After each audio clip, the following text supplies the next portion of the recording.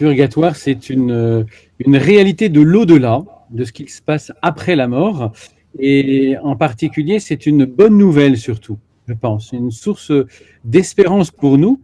Pourquoi? Parce que c'est la possibilité que Dieu nous donne à ceux qui veulent vivre avec Dieu de pouvoir se purifier, de pouvoir laver encore leur âme, enfin leur habit de noces, comme si nous avions sur nous encore quelques taches, et bien là, de passer au pressing, dans cette salle un peu d'attente, de purification, pour pouvoir aller au ciel. En fait, c'est une très bonne nouvelle, et que si on nous l'enlève, enfin si on n'en parle pas, ou si on ne la regarde pas comme quelque chose, un objet d'espérance, ça nous retire quelque chose de notre élan vers Dieu, notre élan vers le ciel, parce qu'on peut se dire, bah, j'arriverai jamais à me sortir de mes défauts, de mes difficultés.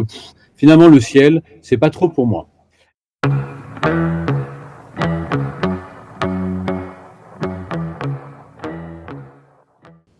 Que font les âmes? Bonne question. Il faudrait aller les interroger. Non, que font les âmes? C'est surtout ce qu'elles vivent. Elles ne sont pas tellement dans l'agir, dans l'action, elles sont plutôt dans la passion. C'est-à-dire qu'elles subissent, mais volontairement, elles le choisissent, un temps de purification, comme de lavage, pour être vraiment net, pur dans la charité, afin de pouvoir entrer dans la vision de Dieu. Donc c'est vraiment un temps d'attente, ce qui est dur aussi, quand on a vu le bien-aimé, quand on a vu celui qui nous aime infiniment, qui est Dieu, de se dire, je ne suis pas encore avec lui, il faut que j'attende encore un petit peu. C'est un peu comme des fiançailles finalement. Et donc, qu'est-ce que font les âmes? Elles sont dans une attente amoureuse, et surtout, elles comptent sur nos prières.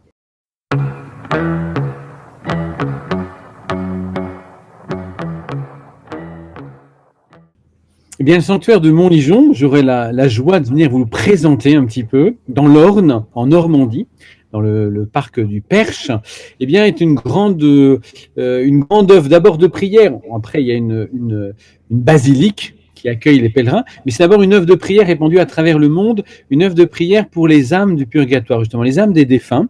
C'est l'intuition d'un curé, du curé de la chapelle Montligeon, quand il est arrivé en 1878, qui a développé un petit peu cette attente des gens de prier pour les défunts et de pouvoir communiquer, être en relation encore avec ceux qui sont partis. Et donc ici, nous sommes dans le centre mondial de prière pour les âmes du purgatoire.